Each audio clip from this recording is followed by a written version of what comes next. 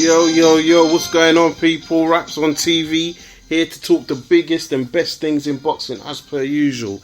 This week I'm here with my co-hosts, Tom and Rafi. How you doing, guys? Yeah, great man, yourself?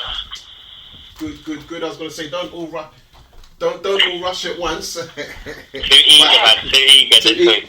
So you guys enjoy the bank holiday weekend, get a little carnival wine, a bit of jerk chicken?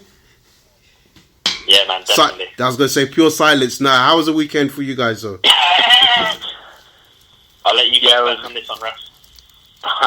Still the revision, man, but made time for the boxing. How about you, Tom? Yeah, it was good.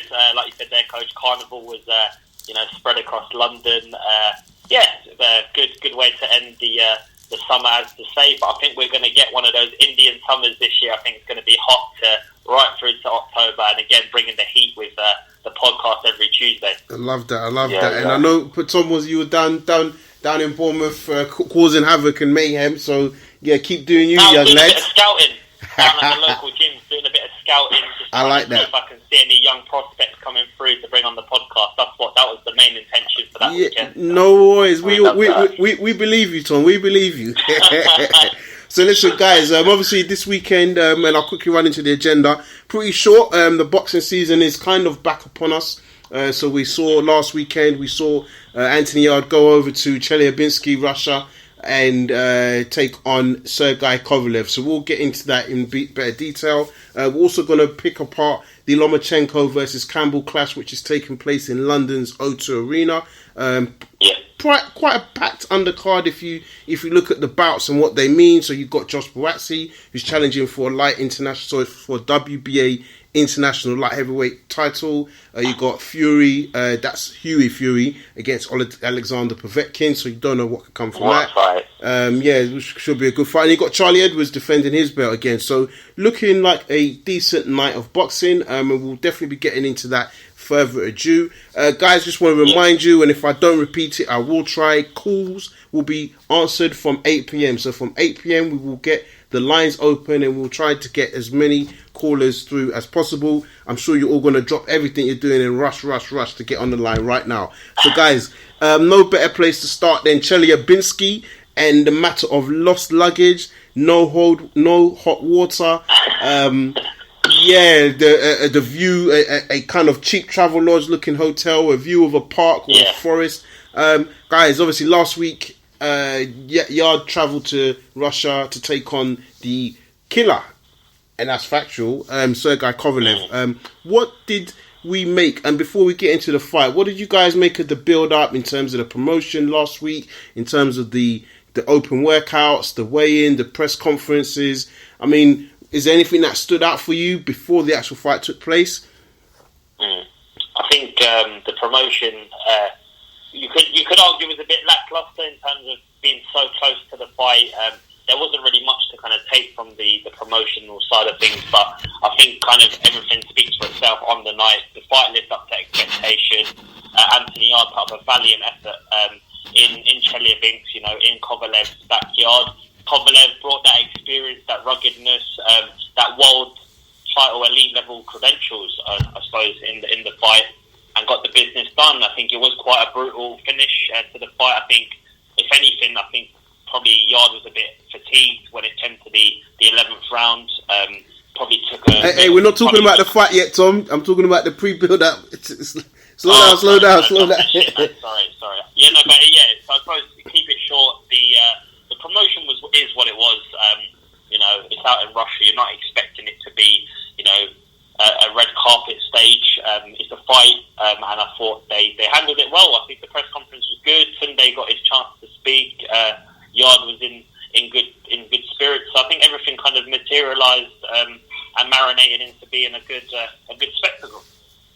Good. Yeah, I'd echo that.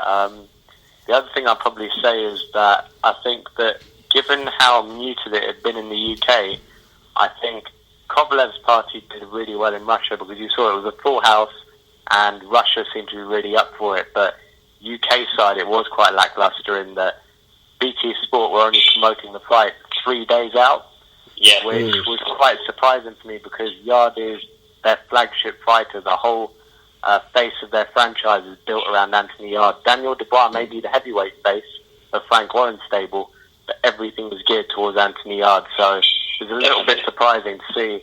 And we've seen fights like Warrington, Frampton, fair enough, that was pay-per-view, get around about 2 weeks worth of non-stop airtime for adverts and whatnot, but for Yarde Kovalev to get 3 days, it left a sour taste in my mouth personally. Yeah, no, I think you've both made some really good points there. I think one thing I would say, and I think you're both right in terms of the promotion, probably in Russia they did a bit more, but one thing I liked kind of leading up to the fight, which I don't usually do, and I'm just going to say it, but usually I don't fall into this whole, he's a British fighter, let's back him, yada yada yada, but I felt this time around, I felt that Yarde got a lot of support.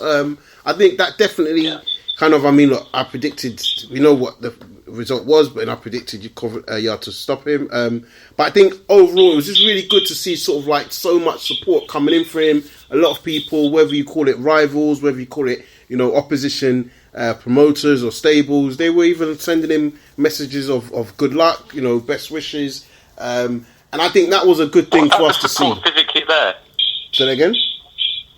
What about the support physically there? Do you think that lived up to expectation? No, I don't. I doubt. Look, I doubt. I don't know who's got that tickering in the background noise, but let's control that. For me, I think there was definitely not going to be enough support for him there because of the location. I don't even know how you would have started to get flights there.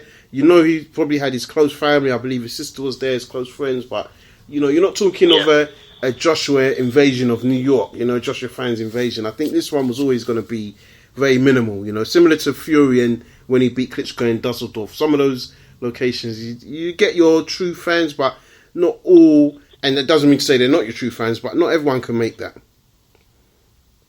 Yeah. I think it's probably also, and I'm not going to play this wildcard too early, but it could also be a race wildcard as well, because Anthony Yarde and Tunde Ajayi were the only 2 black guys on that plane, and they were the only 2 guys who had their luggage come late, and I don't know if that would have acted as a deterrent to other people to then not turn up. But you would have bought your flight already, no? That would have happened on the Monday, so I don't think you would have waited last minute. The visa process for Russia, that's not going to prevent anybody. Obviously they were the only black guys, but I think it was is less of that, but more the opposition, in my personal opinion. I think, whether it had been Nathan Cleverly that was going over to Russia to fight him, and they would have lost his luggage as well. So I think that was just more a bit scold. Exactly, that's the standard skullduggery of for the away fighter. Yeah. So I guess and it didn't end there, did it? The hotel. Well, yeah, exactly. And that's a point I think we want to talk about. So, Rafi, do you want to just lay out kind of like the challenges that they had early on? Yeah, they turned up at the hotel and everything was pre-booked, as it would be. And there was no cold water in Anthony Yarde's room. He then rang up the receptionist and the hotel staff and said, "There's no hot water in my room." They went there, and after the first test, they concluded that, right, there's something wrong with the water in his room, and they promised him that he would be re-roomed and that there would be no issues there. He went to another room on another floor, and it was the exact same story. Yeah. And having spoken to other people in the hotel, and when I say having spoken to, I refer to Anthony's team, there was nothing wrong with their water temperature or anything, so it does make you think, doesn't it? Yeah, hello? Hello? Yeah, Rafi? Hello? Yeah. Hello? Yeah, Raf, can hear you? Yeah, you cut out there, mate.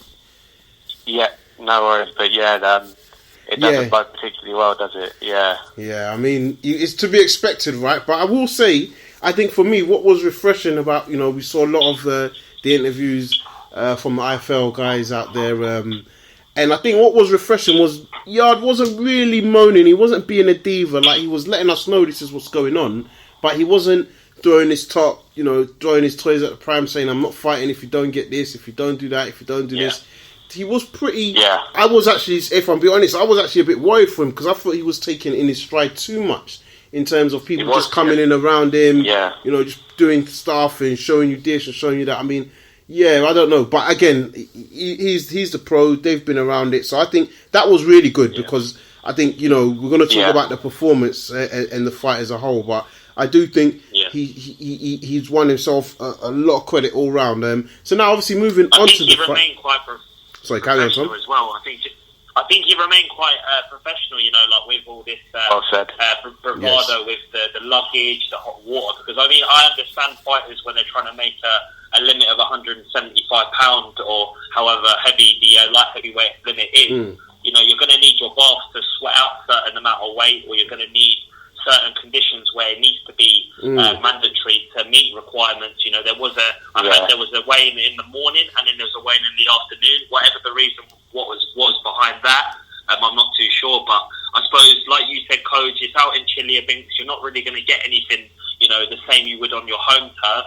It's all going to be stacked against you. There's going to be certain precautions that they're going to take to ensure that the away fighter is not given the same luxuries. And I just think that the whole mindset and mentality that they carried over into Russia was superb, because they didn't really make a meal of things. You see a lot of fighters when, like for example, Billy Joe Saunders went out to Montreal to fight David Lemieux.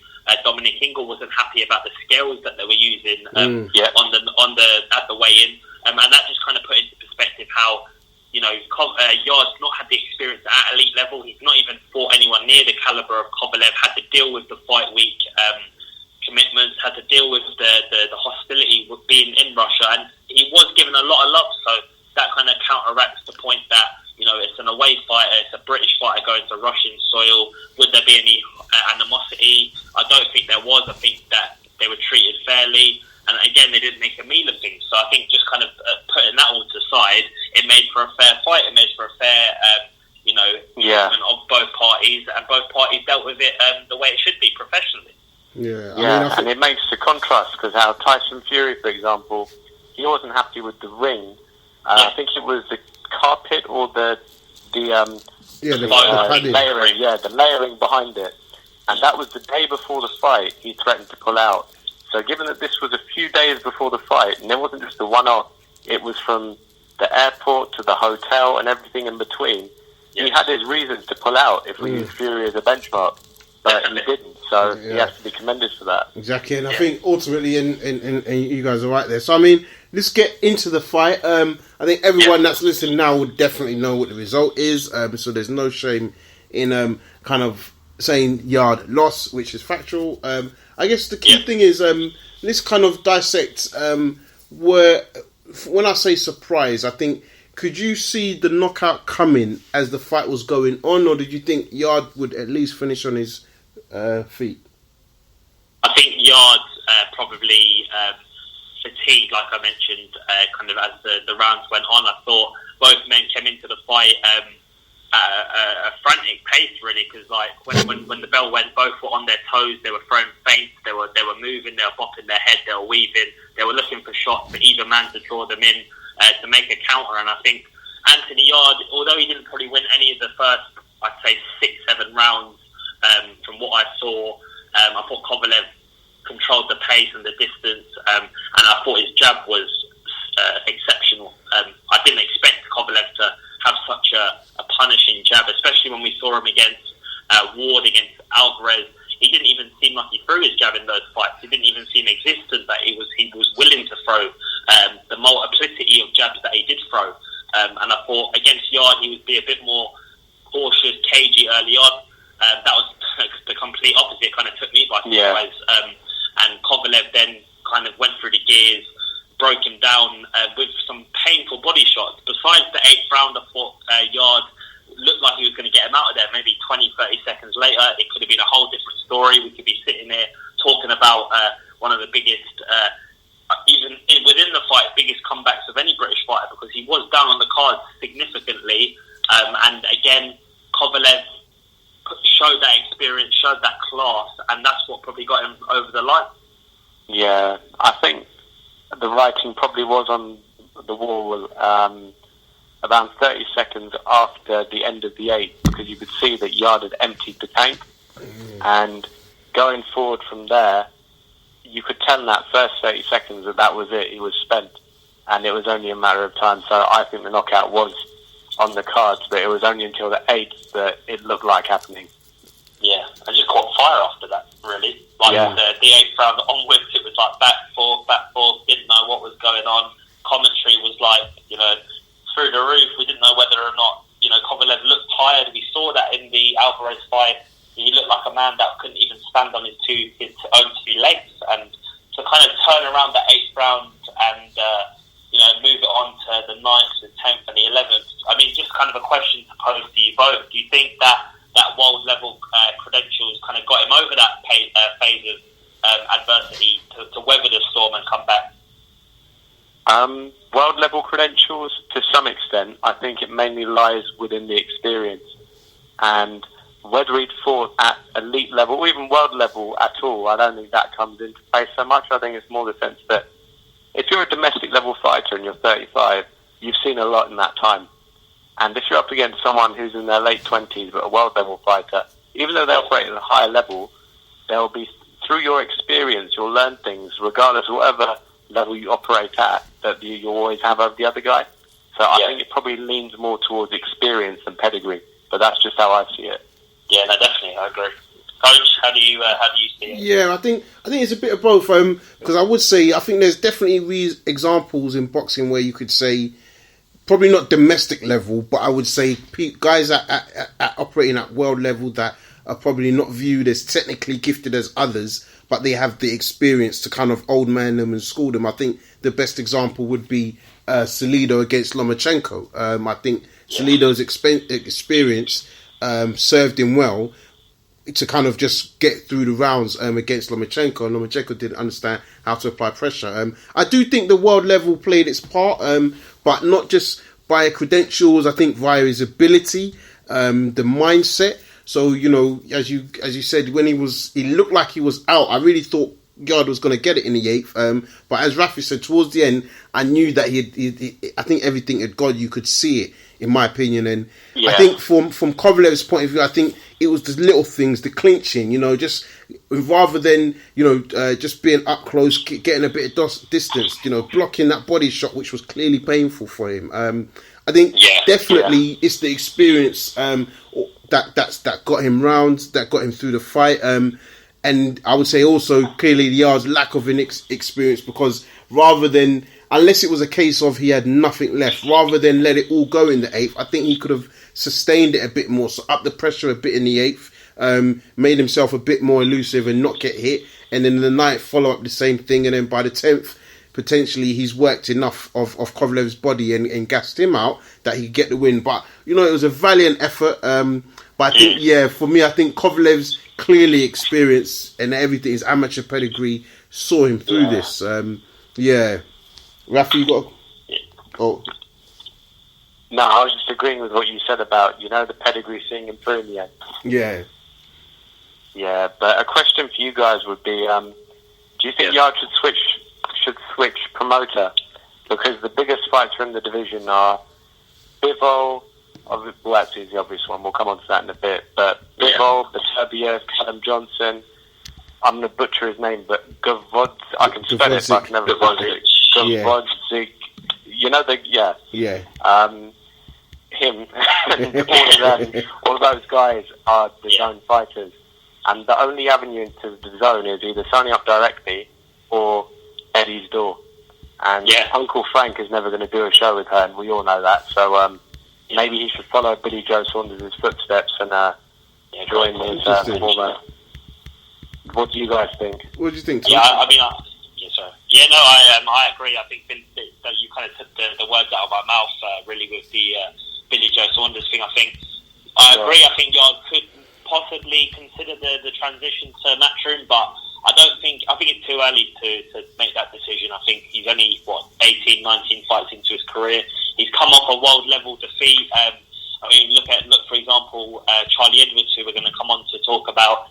In his 11th fight, he fought Casemiro. That was with Matchroom. Matchroom were building him up to be the next big star. I know there's a massive gap between sort of breaching that world level between flyweights and light heavyweights, but the same model kind of applies here, because if you're a fighter that's young and fresh and is willing to put it on the line, then it doesn't really matter what promoter you're with, because at the end of the day, if you're willing to take a lesser portion of the pie to fight for a world title, which I believe Kovalev did get the majority of the purse, which is obviously expected. He's a much more seasoned fighter.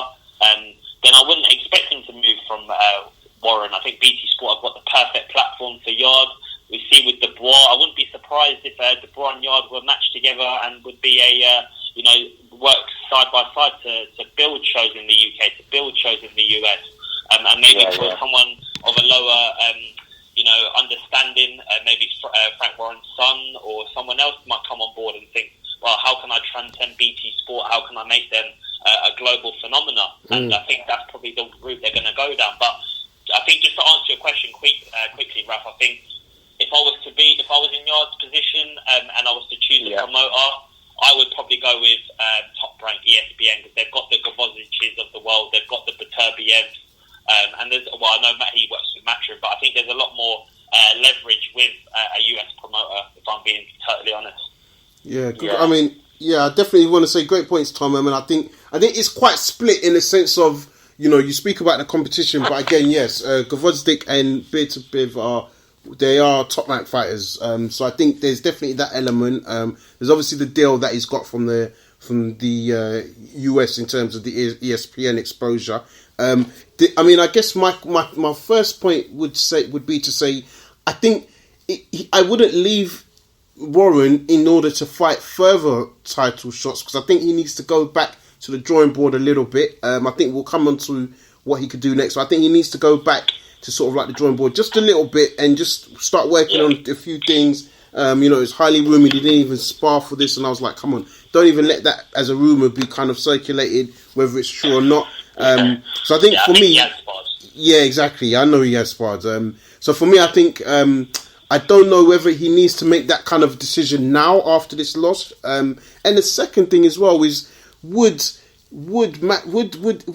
Eddie Hearn even be interested in him, really? And I'm saying that in a sense of, okay, maybe it's a bit of filler, but I think if you look at, like you said, he's got Bivol, he's got Buatsi. I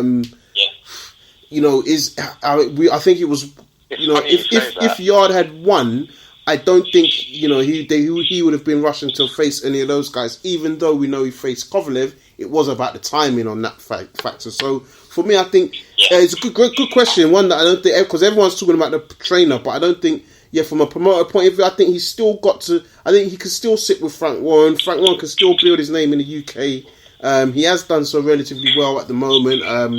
Not to say Matchroom can't do a better job, but I think there's no real need at the moment. I think stick to where you are now, regroup, come back again, and then see. I was going to say, Tom, you got a question? I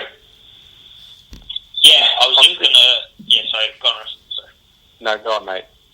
No, I was just literally going to just ask, looking at, obviously, we've seen with fighters in the past, they take a defeat. Do you think they should make, some sort of thought about changing trainers? Obviously, we know the relationship that Yarde and Tunde have together. Would you be surprised if Yarde was to maybe have an amicable split with Tunde, or do you think that bond is too strong to breach on business terms?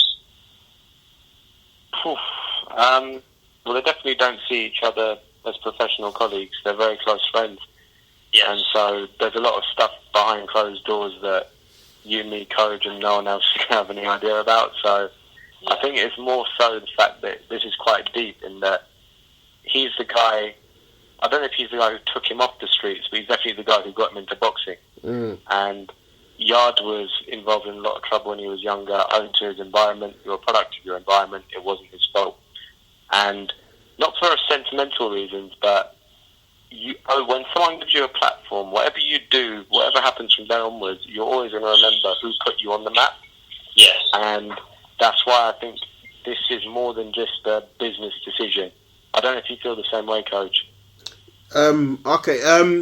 Yeah, I think I definitely agree with you on that in terms of, I think what we're talking about here is a bit of loyalty, and I think, and I said this earlier, I think what Tunde has done for Yarde, I think, Yarde will forever be indebted to him. But I will say it doesn't mean if he ever needed to change, it doesn't mean he couldn't change, because similar to what Lewis said against Joshua, you are talking about going from preschool to primary school, secondary school, and then moving to university level with the same teacher from nursery. Yes. So I think there's nothing wrong with having that in your background as your reference point, somebody that, you know, you've got an honest relationship with. But I think, if I'm being honest, I don't think he should change train. I do think, however, they should change the structure or the regime, i.e. bring in some other people, bring in some other factors, because we don't know. One of the most impressive things for me, I have to say, was the height difference. I, for whatever reason, just believed that Kovalev would tower over Yarde, but he didn't. He was looking eye to eye with him. But you look at the frames of the two fighters,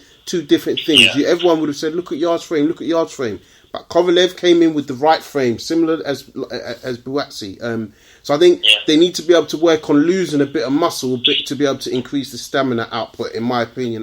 But I don't think he should leave Tunde. I think Tunde can learn a little bit, because no matter what, I got a lot of time for Tunde, a lot of love for Tunde. But if you're going to say that your fighter's got a better skill set than Andre Ward, then he has to display that. And Yarde didn't display that. So I think he's going to have to hold a bit of corn and just maybe, when I say humble himself, it's great that he's confident. It's great that he's got these beliefs. But I think just probably slow down on the wild statements, because I think when you lose, I think that's where everyone's saying all this shit about he should leave, he should drop him. I don't believe in that. Definitely not. Yeah, so that's just my take. I don't know, Tom, what do you think about that? Should he stay, go? Yeah, I think it's more so about reevaluating his role. I think Tunde, as much as he's got the charisma, he's got the confidence, he's not the fighter. Although it would be far to say he's the mouthpiece of the camp. I think he's intellectual. I think he's got a lot of knowledge about the sport. But I think when you're looking at someone of Andre Ward's pedigree or Kovalev's pedigree, there's no comparison there. I mean, no disrespect, I've got a lot of time for both of them, but there's levels, and I think not levels because I think Anthony Yarde's a worse fighter than Kovalev. I just think at the time he's not had the experience. I'm not saying that Yarde can't be a world champion. I firmly think he will be a world champion.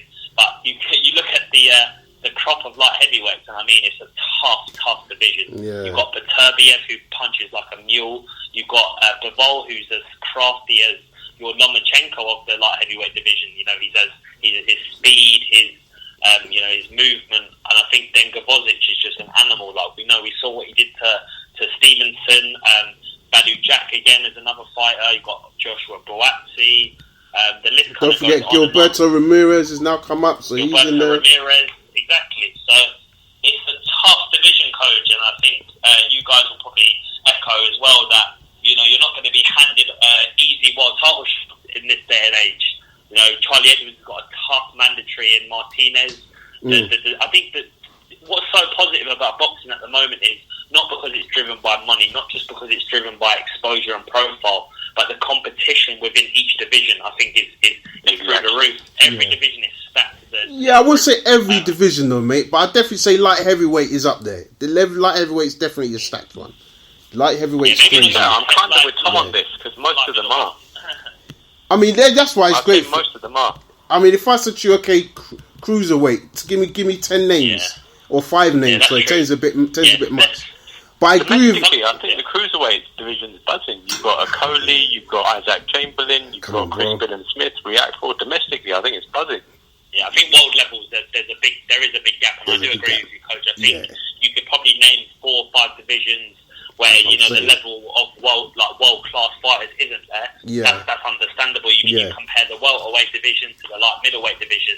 There is no comparison there in terms of world level. Yeah. Or if you compare the super flyweight division to say the middleweight division, there is definitely an order there. There is but there's some stacks, and that's the thing. Like the welterweight, even lightweight. I mean, welterweight now. Maurice Hooker just said he's stepping up to welterweight. He can't do 140 anymore. Wow. So that's going to be interesting. I know he lost, but that was a great fight. I mean, even the names you forgot. Even when you look at light heavyweight, don't forget Marcus Brown, who just lost to Jean Pascal.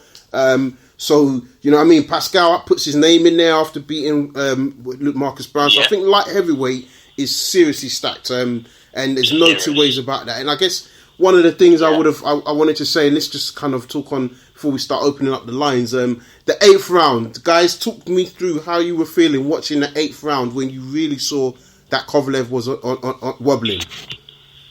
I lost my voice. I was screaming up and down. I think Richard Riak posted something online as well that he lost his voice. I was buzzing. I genuinely thought he'd done it because do you remember when Kovalev dropped his hands? This was around about the last 10 seconds. Yeah. And he was backing up towards I think it was his own corner, and his hands were down. That's when I thought, you know what, this is only 2 seconds away from the legs buckling, and then another 3 seconds away from him being on the canvas. And I don't know if you guys heard, but his corner, I didn't see this, but they had a towel in their hand ready to throw in. Wow. Yeah. That's mad. Have you guys heard that? Online? First I've seen it. I definitely heard something on Twitter the day after about considering pulling Yarde out, but I never heard about the Kovalev. That's crazy. That's mad. Yeah. That should be, man. How about you, Coach? Yeah, and Tom, what are your thoughts? Yeah, no, I was just saying, I couldn't believe it. I don't think. I mean, especially someone of Kovalev's nature and stature, I didn't think that even trainers. I know they put the well-being of fighters first. You know, Kovalev has had some hard fights, and I think, especially a young, hungry lion like Yarde, who punches reasonably hard. Obviously, I've never felt one of those punches, so I can't say exactly how hard he hits, but you know. Yeah, no, I think it's a bit of a surprise though. Like I wouldn't have expected Kovalev to have given up or be pulled out. So no, that's interesting. Yeah, no, I did hear that Buddy McGirt was looking to do that. Or he said to him, "If you don't show me something in this round, I'm pulling you out as well." So I mean, I think, and that's why I say, you know, overall, I think Yarde can't be criticised because okay, it didn't happen. But could you just imagine that's how the fight ended?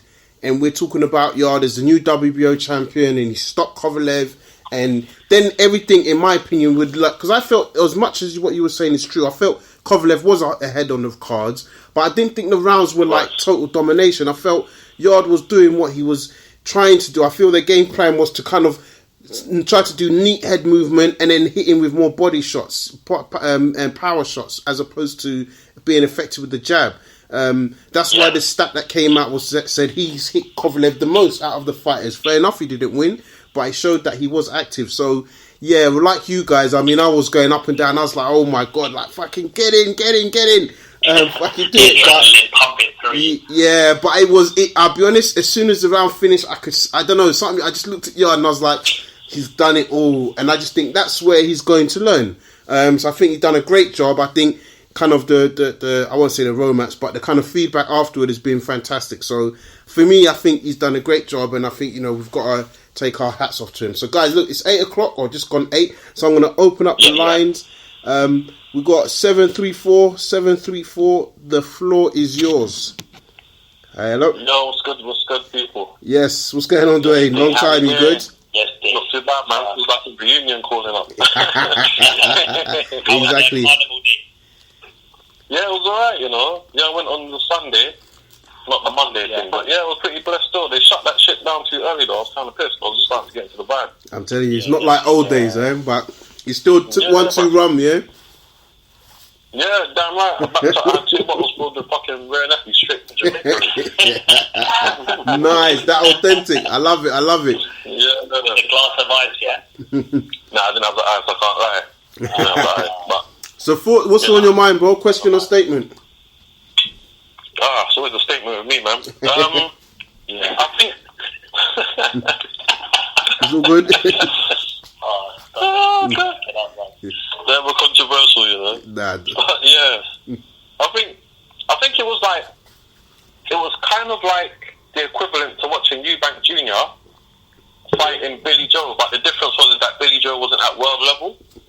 Well, I think that what Yarde showed was natural ability, potential, but not the right boxing IQ for that level. Yes. I like the comparison you made.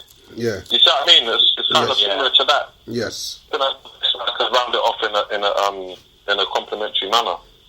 Nah, man, speak your mind, bro. Don't worry about that. But speak your mind. But I think that's a great comparison in that sense of where Yarde is at and what Eubank's gone on to do.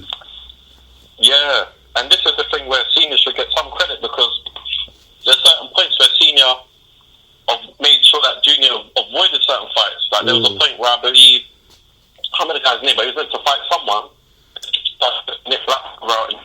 Yeah, it was the English world level and the Triple G fight as well. Yeah, Senior's like, because Senior realised that, you know what, Junior's not quite ready, so how can I steer him away from dangerous fights but not let the brand look bad? And that's why I think that Tunde went a bit wrong, because it's like he started to believe the hype himself. He was the hype man that fell into his own hype. Like what I heard you saying earlier, I think it was you, Coach, where he was talking about, I think it was Tom actually, one of you guys said that they were starting to make comments that he's better than Andre Ward and all of this. It's like, yo, come on, man, stop that. Exactly. You know?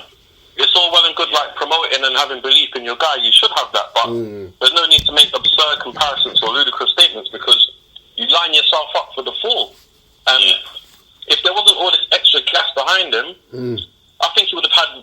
I don't think he would be getting slated as much on social media or by certain boxing fans. There's more to do with a lot of people, in my opinion. They've watched the whole Mayweather thing, and everyone's took that approach. But the difference with Mayweather and McGregor and Junior and all of these guys is Mayweather was backing that shit up in the ring. You know? If you're going to be like making these big ass statements, you have to back it up, man. It's reality versus showmanship more than anything. Exactly. You've got like you mentioned there, the blueprint was there with Chris Eubank. He did a post-fight interview saying how his son was my son is going to be Mayweather. But like obviously, but there is reality and there is also commodity. And I think I'm not saying that Tunde was being too over ambitious. I think in terms of that timing element, he wasn't being realistic about Yarde's credentials. He's also his experience, because remember he didn't have an amateur pedigree. Not a lot of people don't know that, but he was actually from a white collar background. He wasn't from an amateur background, so there is a lack of experience there. A major lack, and I mean, come on, man. Kovalev's been in there with Bernard Hopkins, bro. You know what I mean? I'm saying. He's been in there with like proper high level boxers. You can't take a young cub like that and just throw him in there. He should have been fighting the likes of Jose Burton, Bovatsi, Buglioni, British level. Get into that level. Make sure you're good to go, and then step up to European, and then step up to world, because he's young. There's no need to rush. I think what's interesting, and I'll let you finish, or I'll come back to you on the point. I do agree with you on that. I think on the performance we saw, it doesn't make sense why they, I don't want to say avoided, but why they kind of dragged their heels on the Buglioni fight. I mean, I know Buglioni was also, but I mean, really, they should have done everything to make that fight, because I think that would have helped him tremendously. And Jose Burton, you probably argue that, the intelligence, the ring IQ probably would have got the better of him. But the Buglioni one, I would say, they really should have taken that fight. You're right. You need these learning fights, man. You need the learning fights. You can't just... I mean, even if we're going to learn anything from AJ's story, there's a thing where he was so much better than the caliber of fighters he's fighting. He got thrown into world level, then all of a sudden he's got to fight killer after killer after killer. Like, if we look at the reality, as you guys are like proper boxing purists, you look at the reality of Mayweather's career, it was built. They didn't just throw him in there with fucking Cotto and all these top killers straight away. They built that shit, man. And then by the time everyone's seen all the hype and that, he's already had 30 fights, you know? And I mean, I think he was definitely in with some killers at the lower weights, but I agree with you. Once he got to sort of like your 147, I mean, he was, and to be fair, he was chasing them. So, but they were strategic. There's no two ways about it. They were strategic. And that's what you've got to be. Sorry, no, I was going to say you have to be, but carry on, bro. Another thing that I would make as a constructive criticism is Tunde can't be shouting fucking lines in the camp here in a world title fight where the guy needs technical advice. If you look at the other guy, I'm not sure. That was Tunde, bruv, because he even admits it in the IFL interviews. Saying that, he was doing it because he knows his man, he knows what's going to hype him. Fuck that, bro. You are the coach, you're the head coach. Give him technical instruction. Ben. Is that what you're getting at? Do you think he bottled it? Is that what you're getting at? He didn't give him constructive advice, and that was what he did to compensate. I wouldn't say that he bottled it as such, because they're in the ring and they're fighting. But no. Tunde. He just didn't do a good job, bro. In my opinion. If you look at a prime example, right? If you watch that fight again,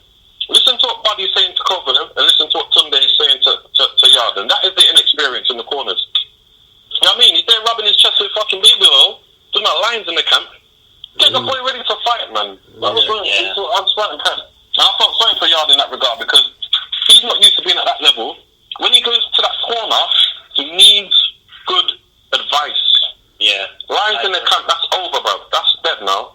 Yeah. It's the fans that should be shouting lions in the camp, not the fucking head coach. Yeah, and just to add to that, D, I think as well, like, you know, you have chants and you have bits of motivation, but I think when, you know, when the kind of kitchen sink is thrown at you and you've got to deal with the occasion, you've got to deal with the pressures of a big fight, I don't think, you know, Yarde doesn't particularly want stuff being shouted in his ear. He wants to remain focused. He wants to remain, you know, content with the challenge at stake. And I think he's probably looking at Tunde and thinking, like, calm down a bit, you know, like, the energy's too much, you know. There's people have vibes in the gym, but it's not also something you want 2 days out of a fight in Russia, you know, something like that. In my opinion, when you're going back to your corner, that's the chance to reboot. You need to be giving this guy, like I say again, Kovalev's coach buddy, giving him advice. Work the body, throw the jab, do this, pivot, go to the right, blah, blah, blah. Like, technical advice, like, while he's taking his deep breaths and getting his water and that, he can be getting his mind conditioned. I'm watching Yarde corner. I don't know which round, I think it was round 5 or something, yeah? And Tunde was literally just rubbing his chest, bro. Looking him in his eyes and rubbing his chest. And I was thinking, I'd really slap a guy if he done that, you know? I don't like, I don't want to get all like, you know what I mean? But, nah, man, I'm just sitting there just rubbing my body, bro. Give me advice, give me technical advice, tell me what I need to go out there and do. He needed the advice. And these are the things that we saw with Junior when Senior would just be sitting there, standing looking in his face. No, it's not good enough. Give him technical advice.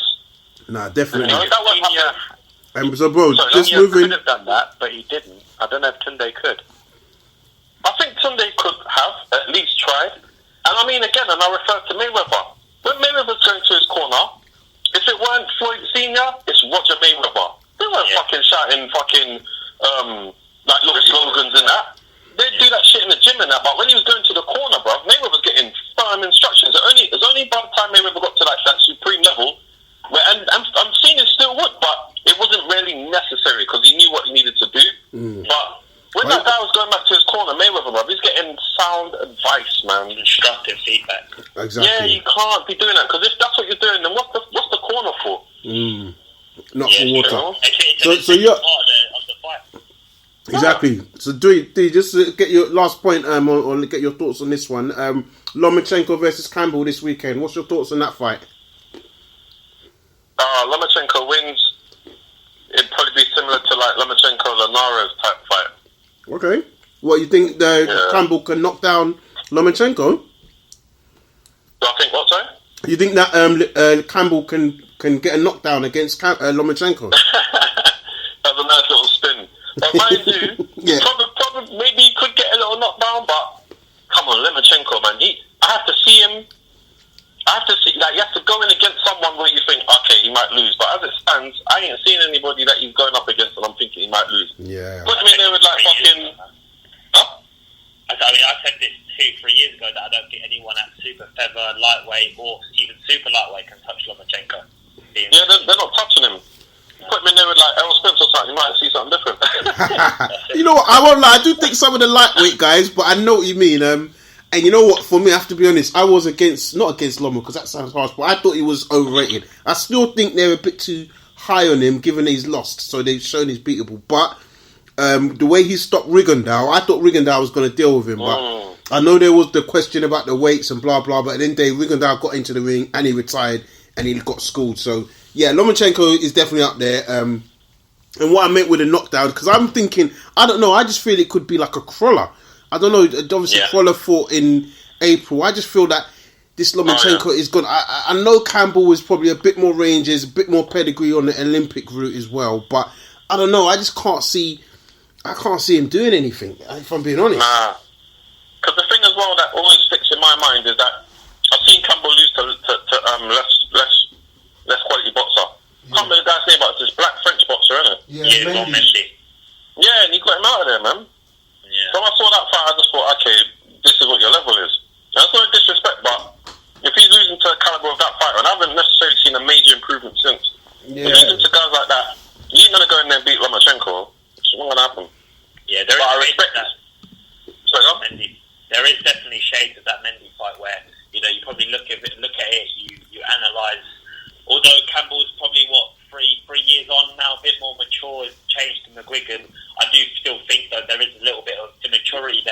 you know, in terms of, you know, these massive fights, because he's never experienced something like this. You know, all the hype is behind Lomachenko coming over to the UK. It's not about whether Campbell can pull off the upset, whether Campbell can nullify Lomachenko. Ever since this fight has been announced, from my personal opinion, I think it's always been focused on making Lomachenko a UK superstar. That's what I firmly believe. Yeah, that's great points. And even more so because the thing is, and you're right, and it's like everyone's even forgetting the point of, obviously I know it's a split decision, but Campbell lost to Linares.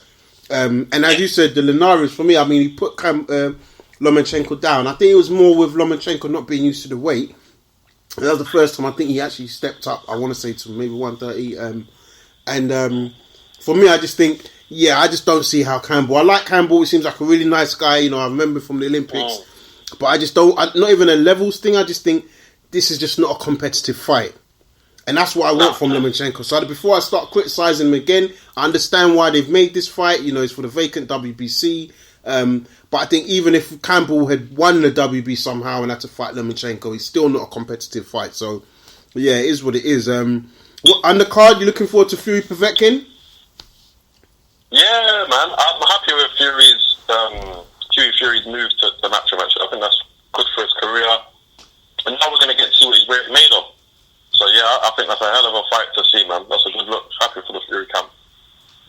Nice. He deserves some spotlight. He's been in Tyson's shadow for fucking years, man. He deserves his own space now, you know?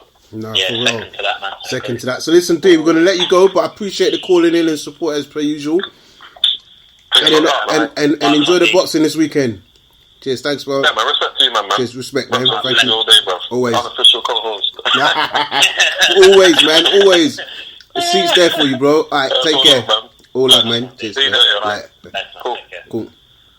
Yeah, guys. So I guess let's before last final minutes. Let's touch on this matchroom card this weekend. So you got Lomachenko, Campbell. Tom, give me your thoughts on that fight this weekend.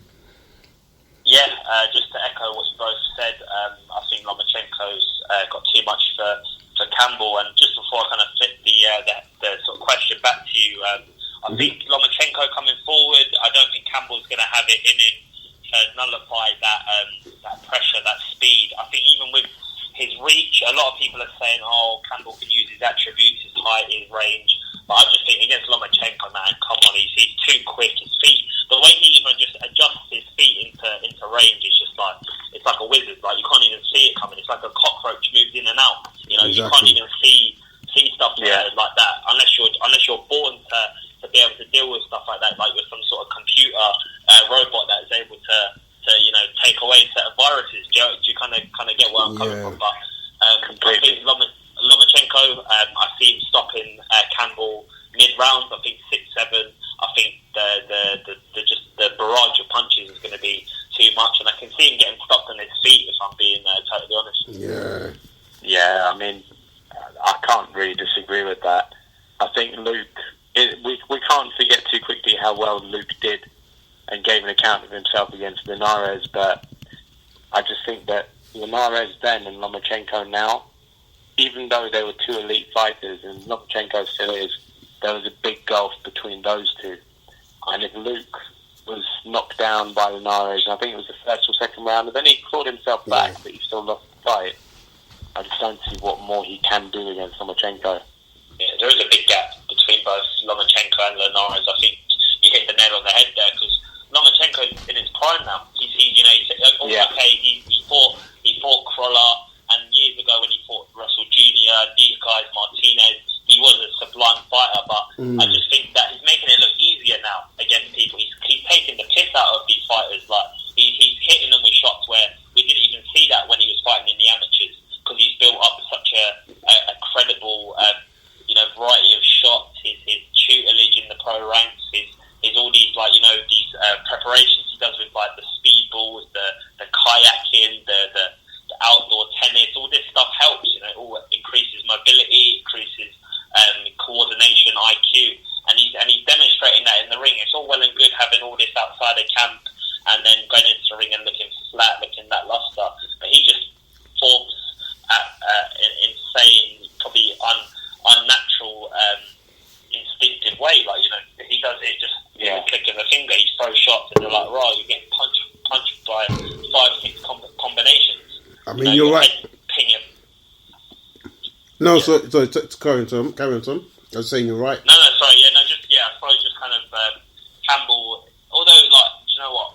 Props to Campbell. He's done well for himself. He's won an Olympic gold medal, but I think Lomachenko just has all the tools to be a superstar for the next 5-10 years. You know, and I mean, look, I definitely.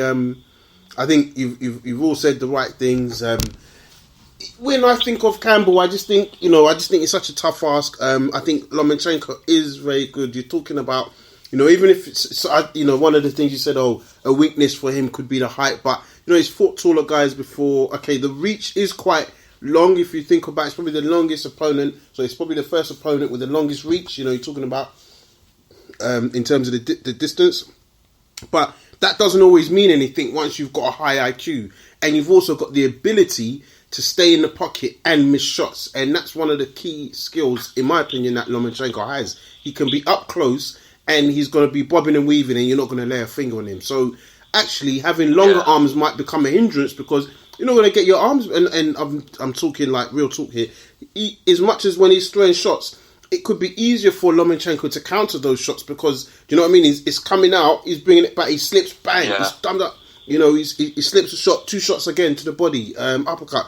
So for me, I think, I think Campbell's going to be in for a very tough night. I think the home crowd might help him, but who's to say it's going to be a home crowd? There's a big Eastern European community in London, in the UK in general. Ukraine's not that far. So it's probably one of the few opportunities that the Ukrainian fans could fly over and get to see him and make a bit of a weekend of it. So, I think he's going to be in for a tough night. Great that he's headlining a card, but really, as I think you said, Tom and Raf, I think everyone's coming to see Lomachenko to just say they've seen him fight. So I'm going with a Lomachenko stoppage. I'm thinking probably 8th round, anywhere between 8 and 10, and moving on. So Fury Povetkin, what do you guys think of that fight? You have to say on track records of Povetkin stoppage, but I still think that Fury's got a lot to prove because that stoppage against Pulev with the cut, I felt was a little bit harsh on him because he got that cut after the first round. Mm-hmm. So we don't actually know how good Fury is, but if you looked on records, you probably say Povetkin by stoppage. Yeah, I agree. I think Fury definitely has a lot to prove, but I think Povetkin he punches hard, and I think Dean mentioned it. He's had a lot of time in Tyson's shadow, and although he's young, he's fought Parker, he's fought who else did he fight? Pulev in Bulgaria. Yeah. I just think that although it's not a lack of experience with Fury because he's young, but he's still shared the ring with these guys. But I just think Povetkin, even himself, probably has a lot to prove because having to overcome the Joshua defeat, how much would that take out of him mentally? Yeah. But he still comes and he still delivers and he pulls shots out of the bag. That all it needs is a shot and the fight's over. So, but I wouldn't be surprised if this one's a boring one and Fury boxes to a decision or just Povetkin stops him late. I think either or is probably my prediction for this one. I like that one, either or. It's only going to be one of them. But yeah, all jokes aside, I'm going with Fury. I think he's going to box Povetkin's head off. I think he's going to stay long. He's going to be at range. I think he's going to use the jab well. I think he's got good feet work, so he's going to circle Povetkin and use the ring. I don't think he's necessarily got the power to knock out Povetkin, but it could come depending in terms of how much punishment he dishes out in terms of consistently landing the jab. Maybe the odd 1-2 to kind of come in. But I'm actually picking Fury. I think youth should be on his age. I think he deserves. I think it's about time that he deserved a good fight, a good decision because the Parker fight in Manchester that was close. The Pulev, as you said, it was really the cut that kind of really made that fight go against him. He couldn't really see. Yeah. So for me, I think a good win is probably overdue for him, and I think this is the night we're going to see it. So I'm going with Fury. I'm going with Fury. So guys, last two. Tom, do you want to just talk about this interview you did with Atif Shafiq and just tell us who he's fighting this weekend and what title he's fighting for? if you remember. On the undercard, Lomachenko, Campbell, got James Tennyson and I think Shafiq, which I think is a fight that's probably, although it's on late notice, I think Shafiq got the announcement yesterday. It's probably one of those that's going to go under the radar, but arguably could be fight of the night. Obviously, Tennyson fell short to Kevin Farmer for the IBF title. Shafiq is obviously someone that's had a few, interviews with us on the platform, so we wish him all the best. So I think just to sum up, it's going to be a good fight. It's going to be a competitive 50-50 domestic affair. Yeah, nice. Looking forward to that. We've got last caller 012. I'm going to open the lines for you. Caller 012. The floor is yours. Joe. Hello. Hi, it's Joe. How you doing? Not too bad. Long time. How you doing? Hi, Joe. How you doing, mate? Yeah, I was going to say it's been a minute. Sorry, boys. No worries. We're still here. What's on your mind? Question or statement? No, I was just calling to talk about the Yarde fight. Sorry if you guys have already covered it. No. Go ahead. I don't know about you guys, but it bores me just hearing the same thing about being brave about a British fighter getting beat in a world title fight, because for me, a boxer, the standards they set themselves, the least you can expect is for them to be brave in a world title fight, the biggest fight of their career. Mm-hmm. Yeah.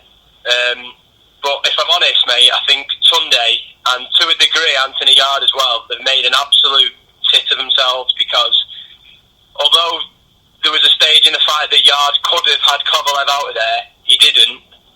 And other than that sort of 60 seconds, he lost almost every second of the fight. Yeah.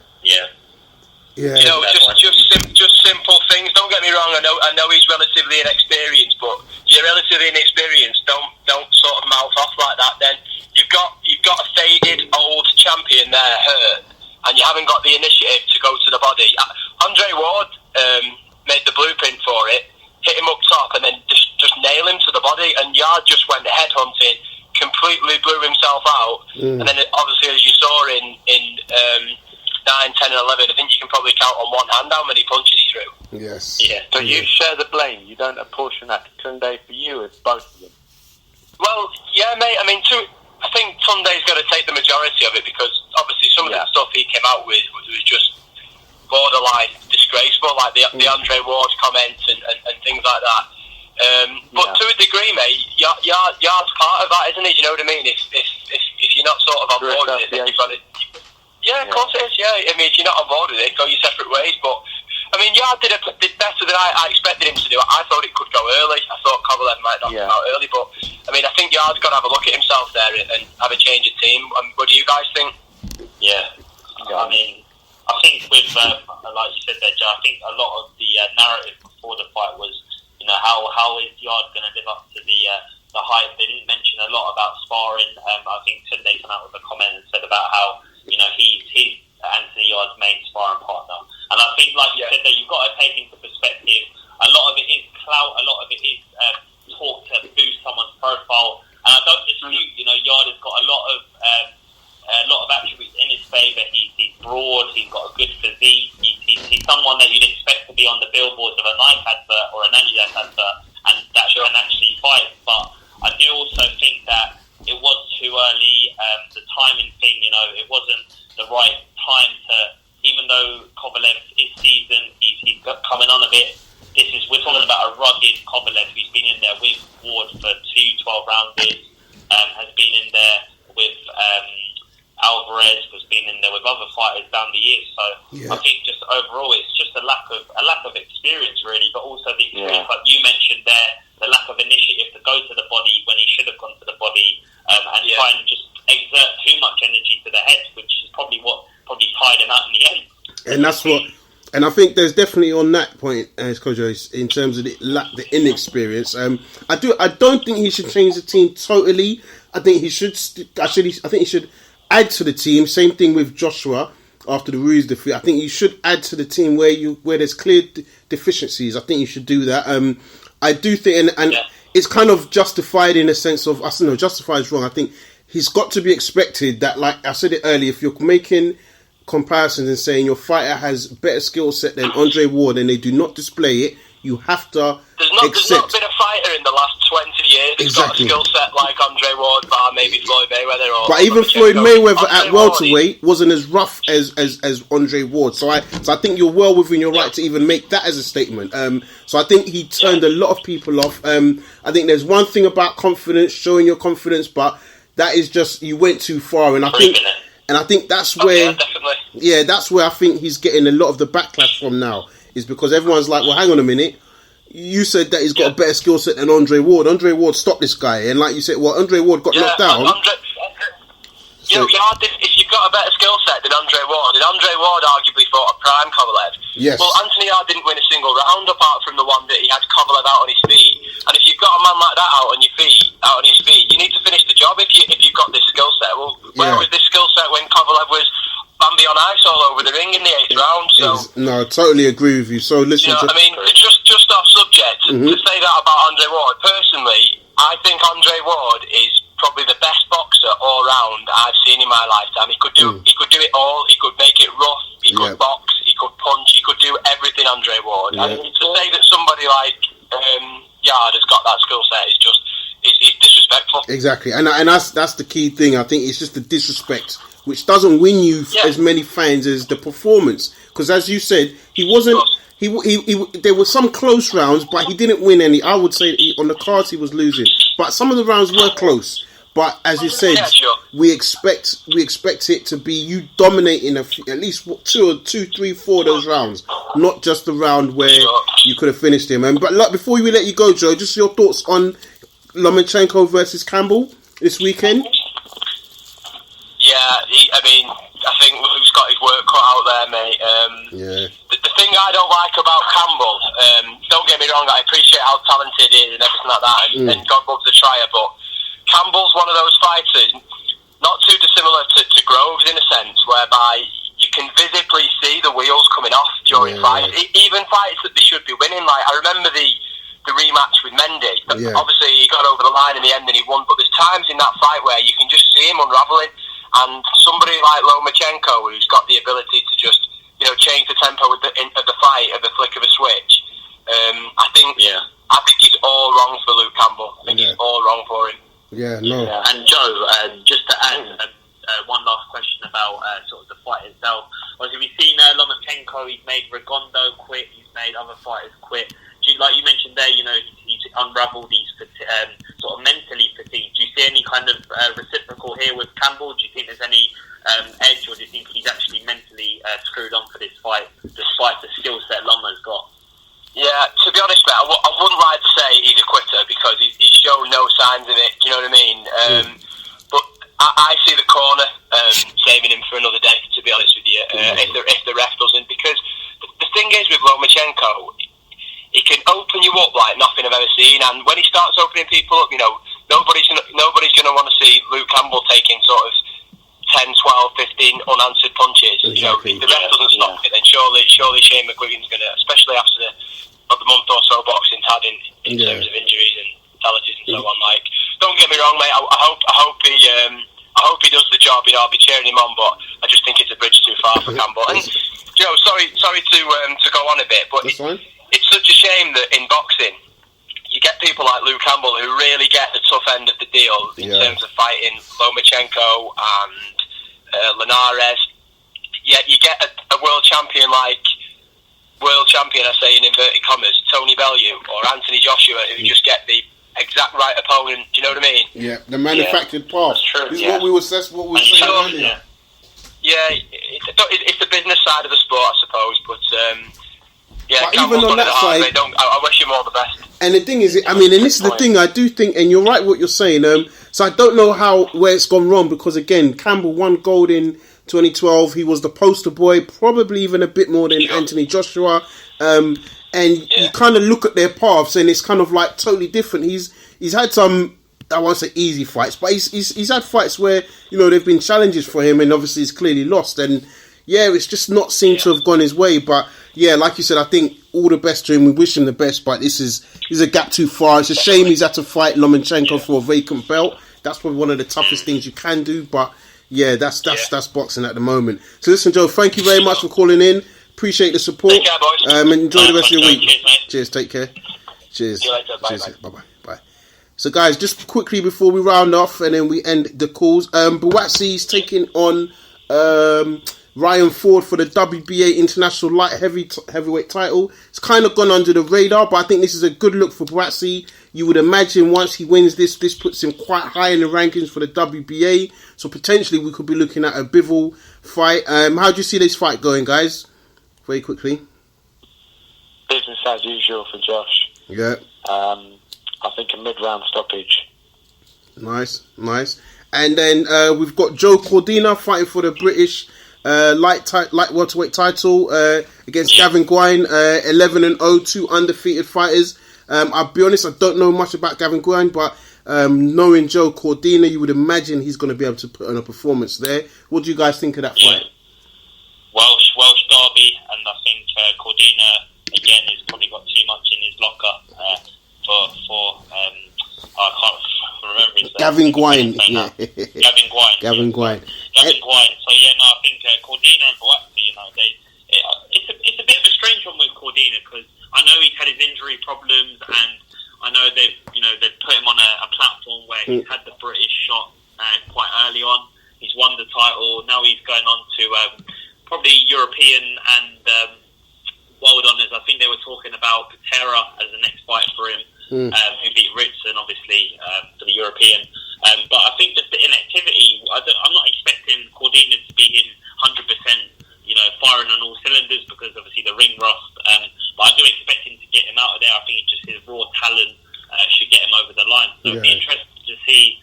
It's probably even more interesting to see how the prospects are doing at their stage of their careers, as opposed to just focusing on the three main fights on the card. Yeah. And then last but not least, Charlie Edwards is facing Martinez Aguilar. He's the guy that Andrew Selby fought over in Mexico, and he KO'd Andrew Selby. So Edwards is having a tough defense. Aguilar is 15-1. Edwards is 14-1. So Edwards is 15-1. Aguilar is 14-1. So guys, this is going to be a tough fight. You got to give props to Edwards because even his last fight against the Spanish guy, that was also not necessarily a Moreno. It wasn't a tough fight, but the guy kept coming forward, and he showed some great boxing ability. What do you make of this fight, and who do you predict to win? Yeah, I think I suppose Moreno was a stiff enough test for Edwards, but I believe Martinez, having beat someone of the caliber of Andrew Selby, is probably going to bring arguably his toughest fight today. Edwards, again, he's confident in himself. He believes that he can become a multi-weight world champion. To be honest, I think this is going to be a tough fight. I'm not saying that Edwards is going to have it plain and sailing. I can probably see it going to 12 rounds, arguably being a split decision either way. I think it's going to be a tough fight for Edwards. I think he's going to have to overcome some hurdles.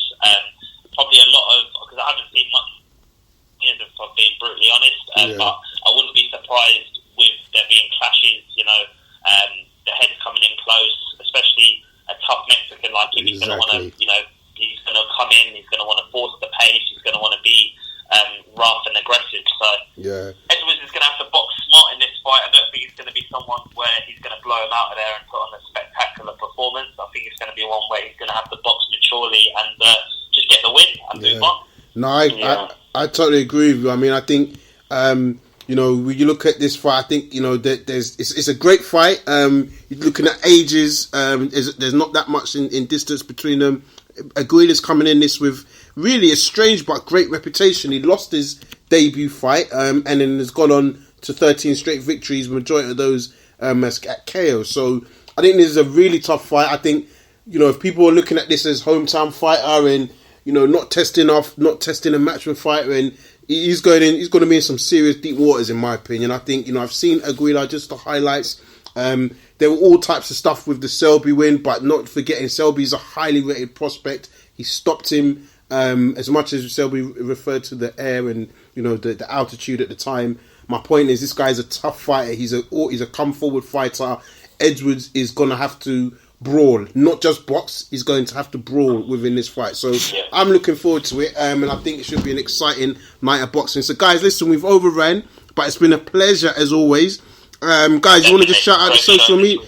So guys, just going to say social media. So it's Instagram, Facebook, YouTube, Twitter, all of the above at where, Tom? At Raps on TV. And guys, don't forget, we're going to be live streaming the shows to our Facebook page, so please subscribe to our Facebook page, which is Live Boxing with Raps on TV, and also give us a subscribe or like on YouTube, because it costs you nothing and means the world to us. So guys, have a great week.